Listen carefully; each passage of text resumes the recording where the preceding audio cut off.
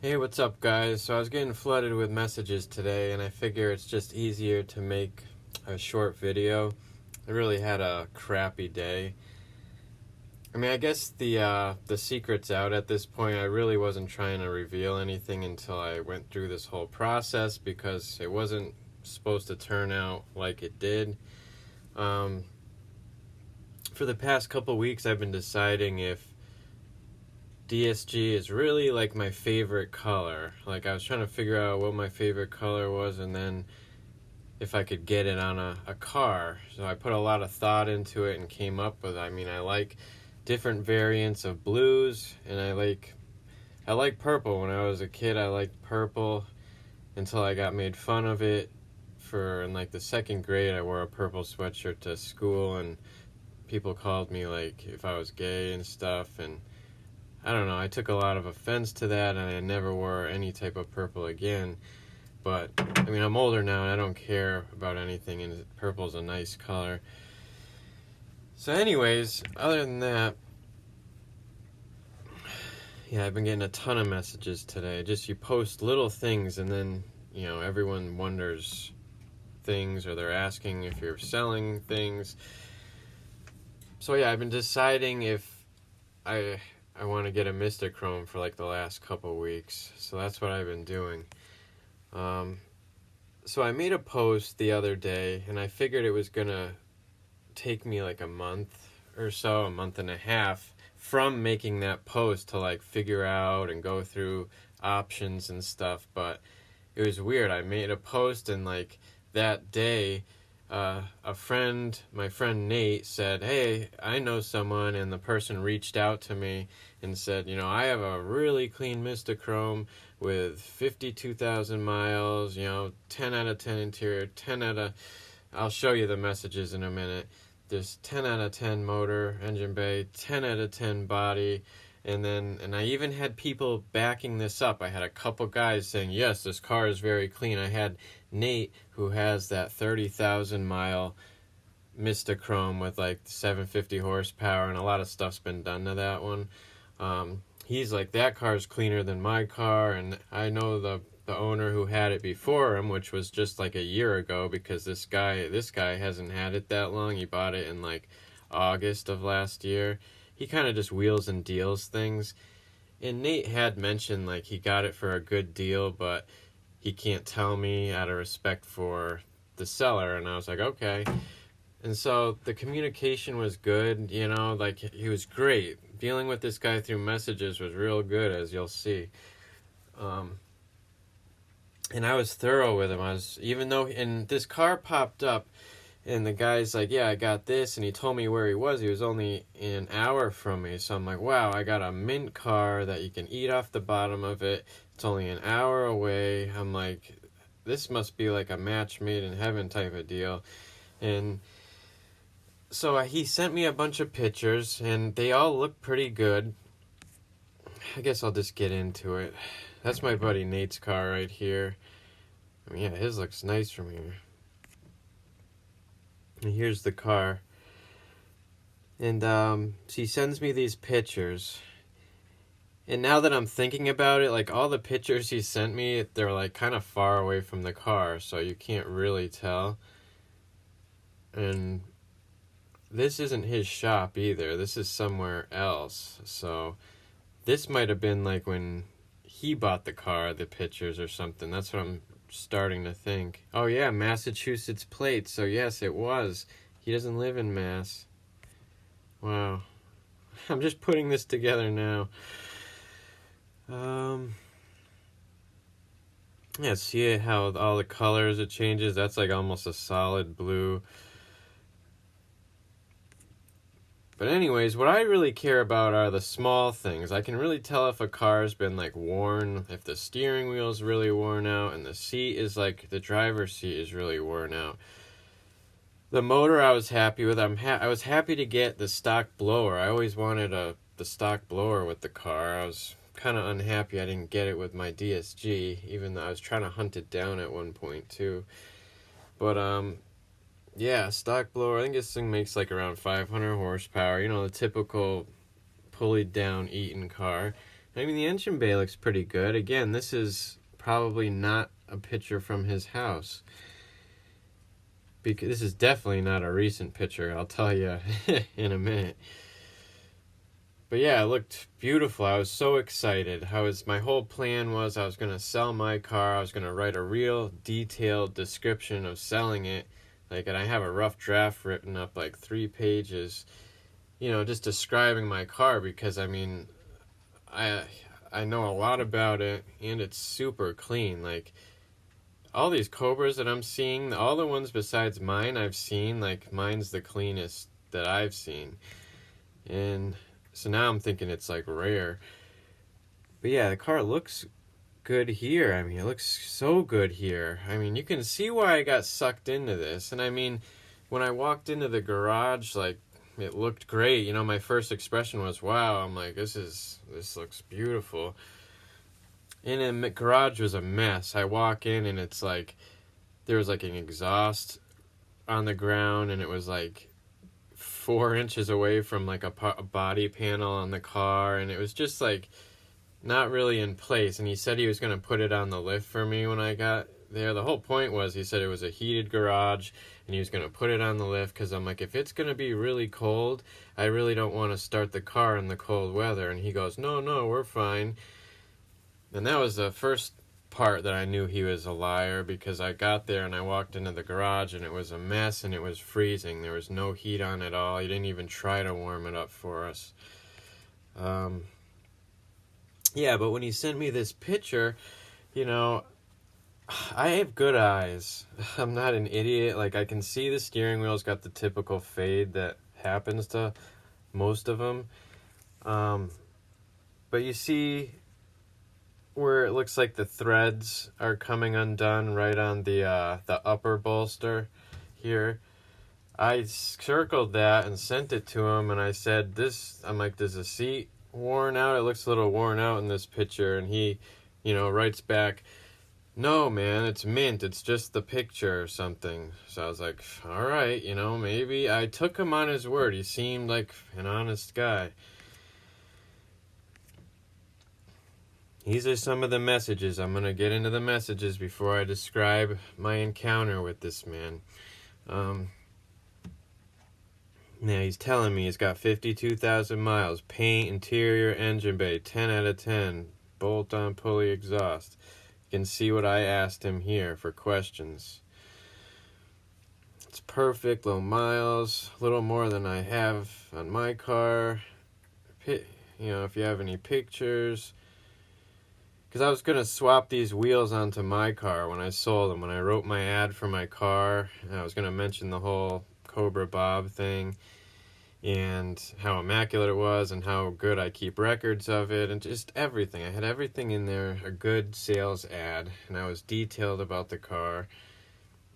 And then, yeah, I was going to sell it with these 18-inch Celine wheels, because I was like, yeah, my car would look great with those. So everything was going to work out, because I planned on putting the CCWs on my car. That's a whole nother story. It's now if a couple of cars popped up, one of them, if the guy doesn't come on the 26 and he doesn't come with the 50, he said he would give the option to me. And this is one with 27,000 miles, and it is really nice on the inside. A detailer is wheeling and dealing it, so he knows how to detail cars and do all that stuff. So I mean, this thing looks beautiful, but it's a little more than I wanted to spend. It's a little lower mileage than I wanted. Andy, I guess he already has a buyer lined up. But yeah, back to this one. I mean, this was going to be perfect. This was something I could sell my car close on price with. But yeah, as I was saying, I might have to sell my CCW wheels. I'm debating if I would make that trade if I had to. Sell my wheels and the car to get the car I want, and then worry about wheels after. As long as I have the car that I want, wheels, they're out there. I just have to keep, doing what I do to find them, and plus I need the money. I'm going to be broke after this. So you tell me in the comments section, is that a good choice. If I did find the right car, would you sacrifice the CCW classics and tires? It says it doesn't smoke, nothing, undercarriage is perfect. You know, drives absolutely perfect. Never seen salt. Remember this. Down here, the car is perfect. 10 out of 10 again. Yeah, I'm with you there. I bought this car honestly to put in a bubble and never drive. It's that nice of a car, but I don't think I'm capable of doing that. Just all these things he's saying, just think about how it's resonating in me over the past week. Yes, we have availability, so now we're planning on our meet. He says he has like the window sticker, because I asked him if he had the original certificate. I didn't want the reprint one by like Ford Motor Powers or whatever they're called. I wanted the SVT one signed by John Coletti. And he says yes, he has it all. Okay. Seats have no wear. I ask him again. Yeah, it shouldn't be a problem. I have a lift, so when you come, I can put it on the lift for you to inspect. So I mean, I was expecting all this. No rust ever, never any scale, always stored inside. Never seen salt, blah, blah, blah. Okay, so these are kind of repeat messages. Alright. I don't want to go there yet. Alright, so, and I brought my dad. Like, my dad never really seen one of these cars in person, so he wanted to go along for the drive. So I got lost on the way there because he told me Pomfret, Connecticut, and that was like no such town. It was actually under like East something, which he should have known that. But anyways, I got to the guy's house, and he came out, and he kind of looked at me strange. He kind of looked at me and gave me this look like, you know, who are you type of look. You know, it's just the vibe I got right away from this guy. And didn't smile to me at all. He wasn't very pleasant right away. So that kind of threw me off. But I'm nice all the time. I mean, you got to be really, really mean to me to piss me off. So you go into the garage. And I guess my dad noticed first, you know, how dirty and unorganized it was in there. It just wasn't a car guy's garage, he was telling me on the way home. And I'm like, yeah, I can agree. He doesn't seem like a car guy. He doesn't seem like a Terminator guy that, like, loves these cars. Because, you know, I go into the garage, and the car looked great from, like, the 10 feet when I walked in. And, of course, the garage has no heat. Super cold in there. I'm like, oh, man. So I was kind of chattery the whole time. I don't know if he thought I was, like, nervous, but I don't have any, like, body fat, so I get cold quick. And so I'm starting to inspect the car instantly. You know, I'm just attracted to it right away, like a moth to a light. And so I start looking at the car, you know, and I can see, like, at angles, there's swirls, like, all over the paint. Like, not, like, super thick ones, but just, like, gradual swirl marks everywhere over the whole car. So I kind of just start mentioning, I was like, oh, there's some swirl marks on the car. I wasn't realizing that. And he's like, no, there's not. It's just the car's dusty, man. There's nothing. And I'm like, there's definitely swirl marks there. I'm like, it's not dust. And he doesn't say anything. So I start asking him some other things. And I just randomly asked him about mice. I'm like, do you have mice issue in here? No, not at all. You know, he laughed. And he popped the hood. Trying to remember everything. That's why I wanted to do this video as recent as possible so I can remember everything that happened.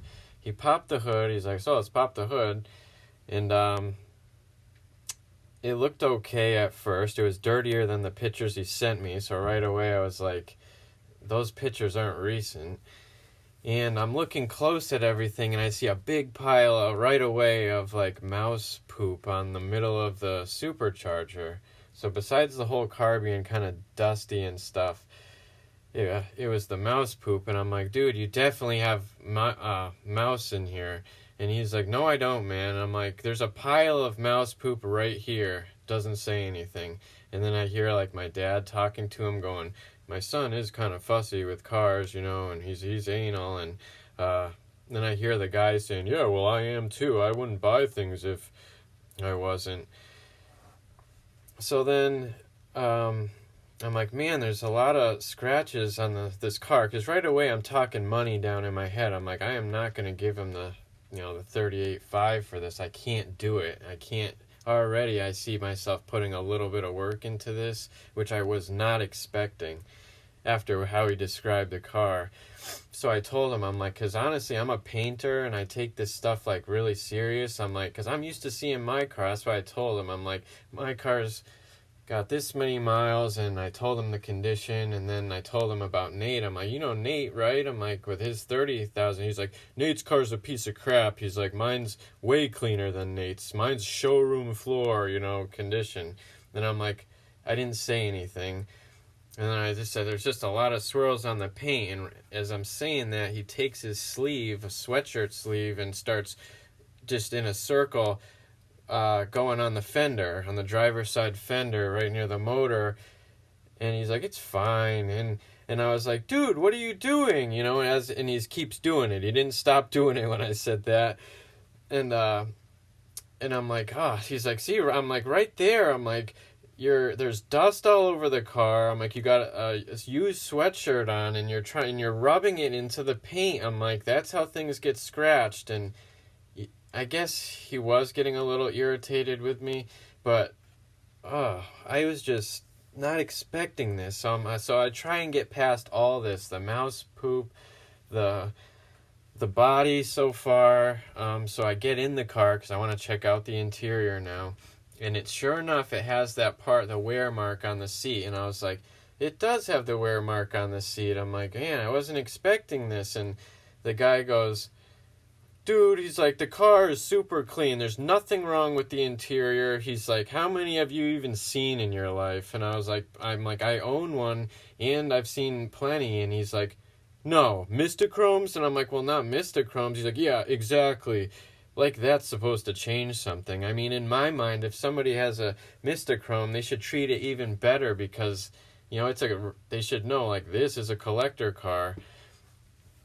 So I wasn't happy about that, and right away, before I even, sit in there, I'm looking under the dash, because I want to see, if there's any, big rust or anything anywhere, and the clutch arms and brake arms were all, rusted, and the clutch pedal was, half kind of broken off. I wanted to take pictures and videos, guys, but he would have killed me, I think, if I did, because, I planned on being all, make a nice video, I'm going to meet this guy, I'm going to, give him a deposit for this car, things are going to go great, and nothing could be farther from the truth, because I'm sitting in the car, and I'm looking around, things are just dusty and dirty, the whole car inside is just not really clean, so I was trying to get past that, and I was looking past the dust, because I'm like, what happens if you clean a car too much? It loses, it'll fade more. It loses that finish. You don't want to wipe tons of crap in the interior. You got to know how to take care of a car. So I had to take a drink. So then I look to the passenger seat on the floor, and I see the certificate in a broken frame, this cheap broken frame, and it's covered in dust, just laying, resting against the plastic, just things thrown in the car. And I'm like, why is this stuff laying in the car? It's just, and somebody said on Facebook, because, my expectations of mint could be different than his expectations of mint, but the way he described it, you can't get by that. He clearly described it as being perfect, so he's a liar. And the certificate was a reprint. It wasn't even the old one like he said it was. It was from Ford Performance. So I was like, it doesn't even have that. So I didn't see a window sticker like he said it had. I didn't see that either. Maybe it's somewhere. I'm not sure. Didn't even bother asking. So he did start the car up, and it sounded okay. It was quiet. The motor was quiet, which was good. So that part was okay, I guess. And I shut it off because I'm like, can we put this thing on the lift? And at this point, I guess he was already irritated with me because he goes, well, I mean, if you really need to put it on the lift, he made it seem like it was a big deal and, it's bothering him. So I said, well, I guess just forget it. And I took out my phone and I turned on the light and I kneeled down behind the car and I looked underneath. And as soon as I started looking up, I could see like kind of a little bit of rust on the edge of the gas tank, around the whole edge of the gas tank. And I looked to the right. I always look behind the wheels on any Mustang. You know those supports for the bumper, that square piece, this tubular square support? That's, if the car's not taken care of well, it's always like rotted and rusted. And if it's taken care of well, it's usually okay. But I mean, that gets hit with debris and crap and rocks from the tires all the time. And it was just flakes of rust like on that and on the frame above it there. And I was like, you gotta be kidding. I'm like, man, because I was upset at this point. I'm like, there's rust under here.